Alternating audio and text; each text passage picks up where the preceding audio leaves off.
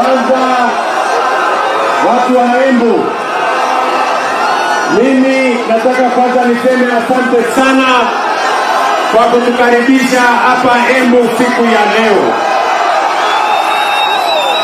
Na mimi nataka niwaeleze, mimi nimekuja Embu mambo manne ya muhimu. Jambo la kwanza, nimekuja hapa maneno ya stima. Watu wa Embu, muliniambia ya kwamba hapa Embu bado tuko na watu wengi hawana stima. Ni kweli ama si kweli?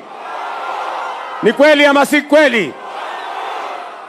Mimi nimekuja hapa ili tuhakikishe watu wa Embu ambao pole. Nimekuja hapa tuhakikishe ya kwamba watu wa Embu wamepata stima. Na leo hapa tunaanzisha mradi wa kuunganisha stima kwa nyumba ya watu